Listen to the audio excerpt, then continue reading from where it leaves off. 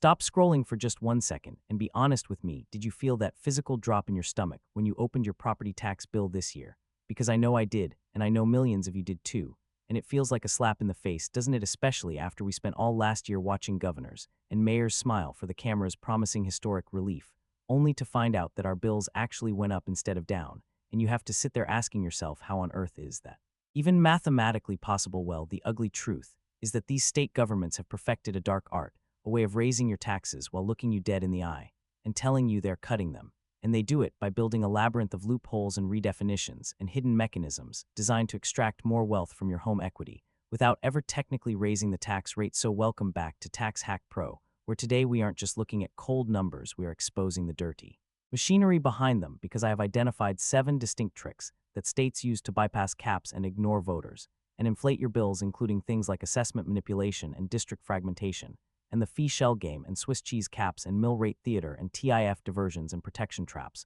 So once you understand these 7 mechanisms, you will never look at your county tax bill the same way again. And frankly, you shouldn't, because we're counting down the 12 states that are quietly executing these maneuvers right now, starting with number 12, Arizona, the Grand Canyon state, where for the last 4 years, we saw this massive migration of retirees and remote workers flocking to the sprawling suburbs of Phoenix and the luxury enclaves of Scottsdale, all chasing the promise of low property taxes. And while the average effective property tax rate hovers around 0.6%, which sounds incredibly inviting, there is a nasty catch waiting for you, because year after year the bill climbs aggressively due to something called assessment manipulation, where assessors push the limited property value up by 10 to 15% every single year, outpacing actual market appreciation. So while the politicians brag that the rate stayed flat, the value skyrockets, meaning a home worth $350,000 in 2020 might be assessed significantly higher just 4 years later, causing a 27% increase in your actual payment, which is nothing more than revenue engineering designed to look like fiscal conservatism. And it really makes you wonder who is actually looking out for you, which leads us to number 11, Georgia, where the peach state is booming from Atlanta to Savannah. And to attract homeowners, they dangle a homestead exemption often set at a fixed dollar amount around $50,000, which sounds fantastic on paper. But for the working class family under 65, there is a slow-motion tragedy happening called inflationary erosion, because that $50,000 exemption hasn't been updated in over a decade, meaning that while in 2010 it might have protected a massive 33% of a home's value, today, with home values up 80% or more since 2019, that same exemption has withered away to protect only 12.5%. So the government didn't have to pass a tax hike, they simply sat back and let inflation do the dirty work, effectively melting your protection like ice in the hot Georgia sun, causing bills to rise 40 to 60% in 5 years, while politicians claim they haven't changed a thing, which honestly feels like a betrayal of trust. Leading us to number 10, Washington, the evergreen state where the lack of state income tax draws wealthy workers, but the constitutional limit capping property tax levies at 1% per year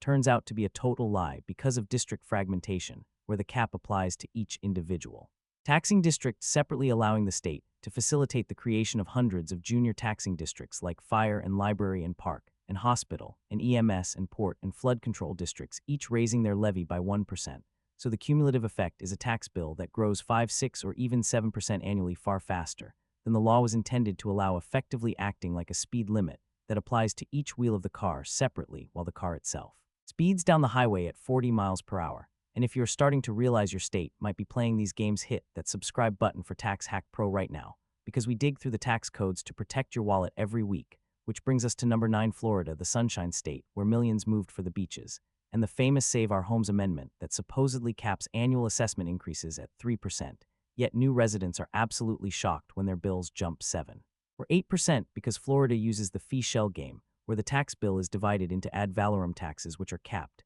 and non-ad valorem assessments, which are the Wild West of shadow taxation, including community development district fees that can range from $2,000 to $5,000 a year, alongside municipal service taxing units and stormwater assessments, none of which are technically taxes based on home value, so the cap does not apply, allowing the uncapped portion to jump 10 or 12%, while politicians claim they are protecting you, which honestly just feels like a slap in the face, compared to number 8, California, the Golden State, where Proposition 13 supposedly limits property taxes to 1% of the purchase price and caps assessment increases at 2%. Yet the state has buried this protection under a mountain of add-ons like parcel taxes, which are flat fees attached to land regardless of value for schools, libraries, and fire departments, often stacking up to hundreds of dollars. and the insidious mellow ruse fees for new construction, which can add $2,000 to $8,000 annually, meaning that in many communities the effective tax rate is double what Prop 13 promises, effectively building a more expensive tax system right on top of the old one. While number 7, Illinois, takes a different approach in the land of Lincoln,